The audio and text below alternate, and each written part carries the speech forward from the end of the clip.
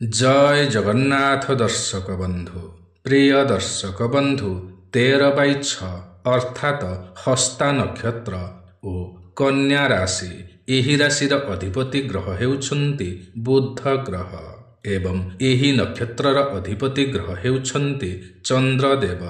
एणु एही राशिर व्यक्ति माने चंद्र महादशारे जन्म होइथान्ति बा एमानंकर जन्म समय को चंद्र महादशा किछि बाकी रही थाए।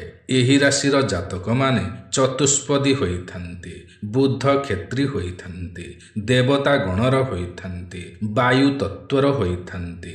एमानंक पाई शुभ ग्रह हेउछन्ति चंद्रदेव, शुभ देवता हेउछन्ति सूर्यदेव ओ माता पार्वती। शुभ बार हेउछि सोमवार, शुभ रंग हेउछि सबुज रंग, शुभ संख्या हेउछि 2, शुभ मंत्र हेउछि विष्णु सहस्र नाम, गायत्री मंत्र, महामृत्युंजय मंत्र। शुभ व्रत हेउछि चंद्रभागा बुड़ ओ पूर्णिमा व्रत बा पूर्णिमा उपवास। प्रिय दर्शक बंधु, एही राशिर जातक माने बहुत ही आकर्षणीय होइथान्ति, बहुत ही सुंदर होइथान्ति।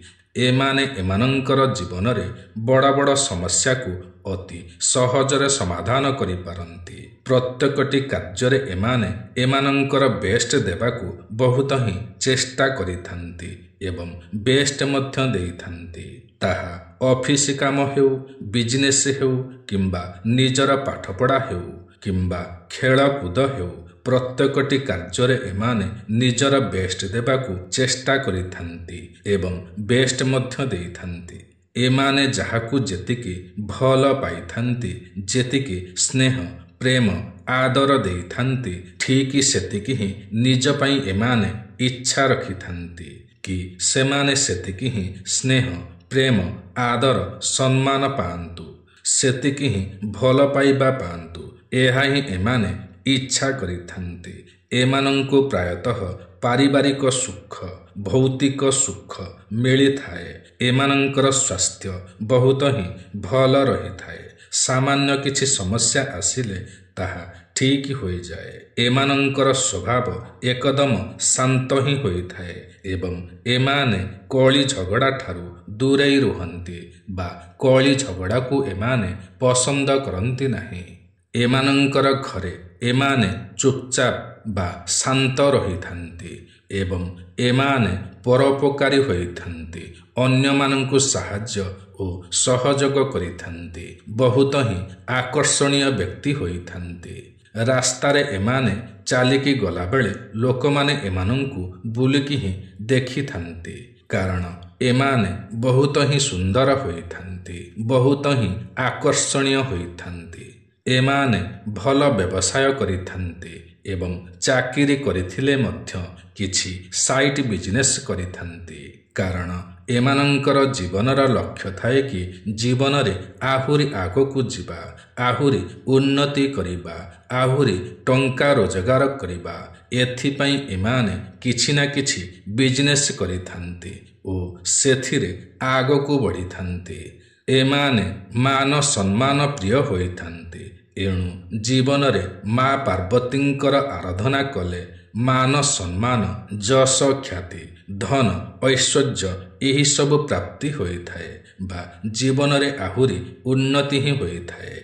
भाग्य एमानंकर साथ देइथाए बा भाग्य रे उन्नति घटिथाए। एही राशिर व्यक्ति माने बहुत चिंताशील होइथान्ति, प्रत्येकटी समय रे किछि ना किछि चिंता करिथान्ति एवं एमाने बहुत ही क्रिएटिव होइथान्ति, चालाक ओ चतुर होइथान्ति, प्रैक्टिकल होइथान्ति। जदियो एमाने इमोशनल होइथान्ति किंतु एमानंकर माइंड बहुत ही शार्प होइथाए। एमाने बहुत कथा कहिथान्ति एवं जहाँ ही कहिथान्ति ताहा गूढ़ कथा बा मंजी कथा होइथाए। एही परि गुण एमानंक पाखरे रही थाए। एमाने जेतिकी सुंदर होइथान्ति सेतिकी सुंदरता आड़कू आकर्षित होइथान्ति बा सुंदर जिनिस सुंदर व्यक्ति मानंक आड़कू आकर्षित होइथान्ति। एमाने बहुत भल ପ୍ରେମୀଟିଏ ହୋଇଥାନ୍ତି।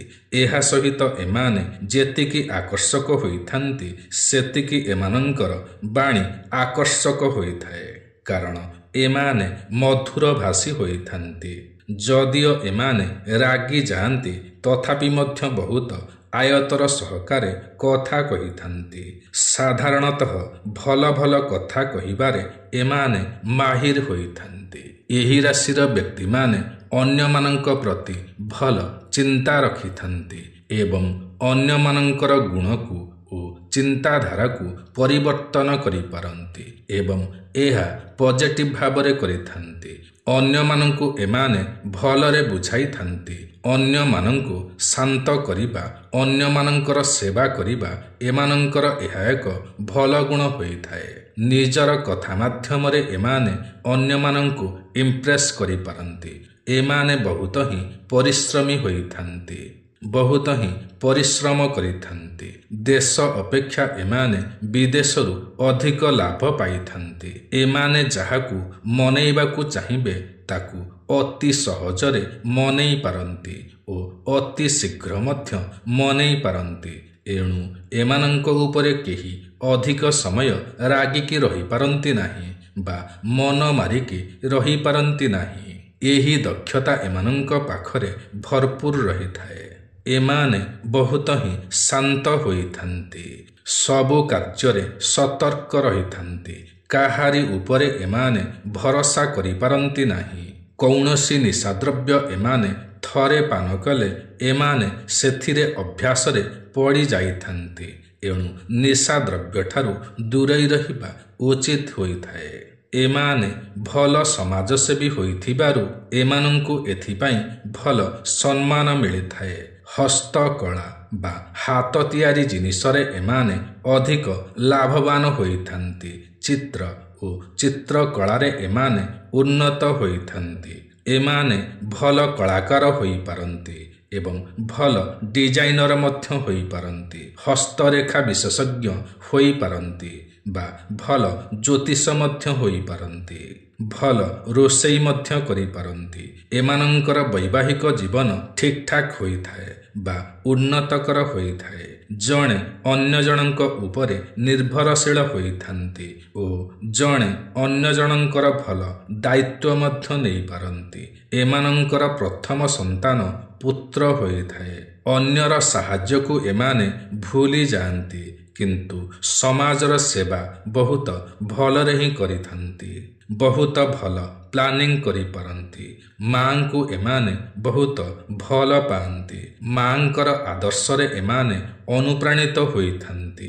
ବହୁତ ଲୋକମାନଙ୍କ ଗହଣରେ ଥିଲେ ମଧ୍ୟ ଏମାନେ ବାରି ହୋଇପଡ଼ନ୍ତି। ଏମାନେ ମାନସିକ ହିସାବରେ ମଜବୁତ ହୋଇଥାନ୍ତି ବା ଏମାନେ ମେଣ୍ଟାଲି ଷ୍ଟ୍ରଙ୍ଗ ହୋଇଥାନ୍ତି। ଖାଲିଟାରେ ବସିବାକୁ ଏମାନେ ପସନ୍ଦ କରନ୍ତି ନାହିଁ। କିଛି ନା କିଛି କାର୍ଯ୍ୟ କରି ନିଜର ସମୟକୁ ଏମାନେ କାଟିଥାନ୍ତି। ଏମାନେ ଥଟ୍ଟା ପରିହାସ କରିବାକୁ ମଧ୍ୟ ବହୁତ ପସନ୍ଦ କରିଥାନ୍ତି। ଏମାନଙ୍କର ହସ ହସ ମୁହଁ ହୋଇଥାଏ। ଭଲ ବକ୍ତା ମଧ୍ୟ ହୋଇପାରନ୍ତି। ଭଲ ପ୍ରବଚନ ମଧ୍ୟ ଦେଇପାରନ୍ତି। ଭଲ କମେଡ଼ି ମଧ୍ୟ କରିପାରନ୍ତି। ମନୋଚିକିତ୍ସକ ହୋଇପାରନ୍ତି। ଏମାନେ ଧନୀ ହୋଇଥାନ୍ତି, ବିଚକ୍ଷଣ ହୋଇଥାନ୍ତି, ଖ୍ୟାତନାମା ହୋଇଥାନ୍ତି। ଆଖି ଦୁଇଟି ବହୁତ ସୁନ୍ଦର ହୋଇଥାଏ। ସୁନ୍ଦର ଶରୀର ହୋଇଥାଏ। ଶାଗରେ ଏମାନଙ୍କର ଶ୍ରଦ୍ଧା ରହିଥାଏ। ଗୀତ ବାଦ୍ୟର ପ୍ରିୟ ହୋଇଥାନ୍ତି। ନୃତ୍ୟ ପ୍ରିୟ ହୋଇଥାନ୍ତି। ଗୁଣବନ୍ତ ହୋଇଥାନ୍ତି। ଧର୍ମବନ୍ତ ହୋଇଥାନ୍ତି। କୁଶଳୀ ହୋଇଥାନ୍ତି। କଟିରେ ଜାଇମନ୍ଦା ରହିଥାଏ। ଦୟାଳୁ ହୋଇଥାନ୍ତି। ଶୃଙ୍ଗାର ପ୍ରିୟ ହୋଇଥାନ୍ତି ବା କାମୁକ ହୋଇଥାନ୍ତି। କାହାରି ଦୁଇଟି ଭାର୍ଯ୍ୟା, ତିନୋଟି ପୁତ୍ର ଓ କନ୍ୟା ହୋଇଥାନ୍ତି। ଏମାନେ ପାଣିରେ ପଶିଲେ ଏମାନଙ୍କୁ ପରିସ୍ରା ଲାଗିଥାଏ। ଏମାନେ ବିଷ୍ଣୁ ଭକ୍ତ ହୋଇଥାନ୍ତି। କୀର୍ତ୍ତିମାନ ହୋଇଥାନ୍ତି। ବିଚାରବନ୍ତ ହୋଇଥାନ୍ତି। ଦେବତାଙ୍କ କାର୍ଯ୍ୟରେ ବା ଧର୍ମ କାର୍ଯ୍ୟରେ ରତ ହୋଇଥାନ୍ତି। ଭଲ ଧ୍ୟାନ କରିପାରନ୍ତି। ଏମାନେ ଡେଙ୍ଗା ହୋଇଥାନ୍ତି ଏବଂ ସେତେ ଗୋରା ନହେଲେ ମଧ୍ୟ ଏମାନଙ୍କର ଗଢ଼ଣ ବହୁତ ସୁନ୍ଦର ହୋଇଥାଏ। ଆଖି ଦୁଇଟି କଥା କୁହା ହୋଇଥାଏ। ଗୋଲ ମୁଖମଣ୍ଡଳ ହୋଇଥାଏ। ଡାହାଣ ପଟେ କଳା ଯାଇ ବା ତିଳ ଚିହ୍ନ ରହିଥାଏ। ଥଣ୍ଡା ମିଞ୍ଜାସର ହୋଇଥାନ୍ତି। ଧୀରେ ସୁସ୍ଥେ ସମସ୍ତ କାର୍ଯ୍ୟ କରିଥାନ୍ତି। ସାଧୁ ପ୍ରକୃତିର ହୋଇଥାନ୍ତି। ବିପରୀତ ଲିଙ୍ଗ ପ୍ରତି ଆକର୍ଷିତ ହୋଇଥାନ୍ତି। ଅର୍ଥାତ୍ ପୁରୁଷ ହୋଇଥିଲେ ନାରୀମାନଙ୍କ ପ୍ରତି କିମ୍ବା ନାରୀ ହୋଇଥିଲେ ପୁରୁଷମାନଙ୍କ ପ୍ରତି ଆକର୍ଷିତ ହୋଇଥାନ୍ତି। ବିପଦରେ ଏମାନଙ୍କୁ ଭରସା କରିହୁଏ। ମାଟିର ମଣିଷ ହୋଇଥାନ୍ତି। ଅର୍ଥାତ୍ ନିଜ ଗାଁ, ନିଜ ସହର, ନିଜ ଦେଶ ଲୋକମାନଙ୍କୁ ବହୁତ ହିଁ ଭଲ ପାଇଥାନ୍ତି ଓ ଏମାନଙ୍କ ସହିତ ଜଡ଼ିତ ରହିଥାନ୍ତି। ଧନର ଉଚିତ ବ୍ୟୟ କରିଥାନ୍ତି ବା ଏମାନେ ଅପବ୍ୟୟ କରନ୍ତି ନାହିଁ। କାହାରିକୁ ଠକିବାକୁ ଏମାନେ ପସନ୍ଦ କରନ୍ତି ନାହିଁ। କଠିନ ପରିଶ୍ରମୀ ହୋଇଥାନ୍ତି। ନୂଆ ଘର, ନୂଆ ଗାଡ଼ି ଓ ଜମିର ଅଧିକାରୀ ହୋଇପାରନ୍ତି। ଲୋକପ୍ରିୟ ହୋଇଥାନ୍ତି। ବହୁତ ବନ୍ଧୁପ୍ରିୟ ହୋଇଥାନ୍ତି। ସୌଭାଗ୍ୟବାନ ହୋଇଥାନ୍ତି। ଜୀବନରେ ବହୁତ ଉନ୍ନତି କରିପାରନ୍ତି। ସୁନ୍ଦର ହୃଦୟର ହୋଇଥାନ୍ତି। ମନ ଏମାନଙ୍କର ସଫା ବା ନିର୍ମଳ ହୋଇଥାଏ। ଏମାନେ ଲାଜବନ୍ତ ହୋଇଥାନ୍ତି। ବିବାହ ଏମାନଙ୍କର 25ରୁ 30 ବର୍ଷ ବୟସରେ ହୋଇଥାଏ ଏବଂ ଭଲ ଜୀବନ ସାଥୀଟିଏ ପାଇଥାନ୍ତି। ଏମାନେ ସୋମବାର ବ୍ରତ ପାଳନ କଲେ ଏବଂ ଶ୍ରୀ ଗଣେଶ, ମାତା ପାର୍ବତୀଙ୍କର ପୂଜା କଲେ, ଶିବ ଦର୍ଶନ କଲେ ଜୀବନରେ ଥିବା ସମସ୍ତ ସମସ୍ୟାମାନ ଦୂର ହୋଇଥାଏ ଏବଂ ଅଧିକରୁ ଅଧିକ ଉନ୍ନତି ମଧ୍ୟ ହୋଇଥାଏ। ଭାଗ୍ୟ ଏମାନଙ୍କର ମଜବୁତ ହୋଇଥାଏ। ଭାଗ୍ୟର ସାଥ ମିଳିଥାଏ ବା ସୌଭାଗ୍ୟବାନ ହୋଇଥାନ୍ତି। ତେବେ ପ୍ରିୟ ଦର୍ଶକ ବନ୍ଧୁ, ଏହା ତ ଥିଲା 13/6 ହସ୍ତା ନକ୍ଷତ୍ର ଓ କନ୍ୟା ରାଶି ବିଷୟରେ। ଆଜିର ଏହି କାର୍ଯ୍ୟକ୍ରମଟି ଆପଣଙ୍କୁ କିପରି ଲାଗିଲା ନିଶ୍ଚୟ କମେଣ୍ଟ କରି ଜଣାଇବେ। ଯଦି ଆଜିର ଏହି କାର୍ଯ୍ୟକ୍ରମଟି ଆପଣଙ୍କୁ ପସନ୍ଦ ଆସିଥାଏ ତେବେ ଗୋଟିଏ ଲାଇକ୍ ନିଶ୍ଚୟ କରିବେ। ଯଦି ଆପଣ ଆମର ଏହି ୟୁଟ୍ୟୁବ୍ ଚ୍ୟାନେଲ ଓଡ଼ିଆ ଜ୍ଞାନସାଗରରେ ନୂଆ ଅଟନ୍ତି ଏବଂ ଏଯାଏଁ ସବସ୍କ୍ରାଇବ୍ କରିନାହାନ୍ତି ତ ତୁରନ୍ତ ସବସ୍କ୍ରାଇବ୍ କରିନିଅନ୍ତୁ, କାରଣ ଆମର ଏହି ୟୁଟ୍ୟୁବ୍ ଚ୍ୟାନେଲରେ ଏହିପରି ଅନେକ ଭଲ ଭଲ ଭିଡ଼ିଓମାନ ସର୍ବଦା ଅପଲୋଡ଼ କରାଯାଇଥାଏ, ଯାହାକି ଆପଣଙ୍କର ଜ୍ଞାନର ସୀମାକୁ ବଢ଼ାଇଥାଏ। ତେବେ ଆଜି ପାଇଁ ଏତିକି। ପୁଣି ଦେଖାହେବ ଆସନ୍ତା ନୂଆ ଏକ କାର୍ଯ୍ୟକ୍ରମରେ। ସେ ପର୍ଯ୍ୟନ୍ତ ଆମକୁ ବିଦାୟ ଦିଅନ୍ତୁ। ଜୟ ଜଗନ୍ନାଥ ଦର୍ଶକ ବନ୍ଧୁ।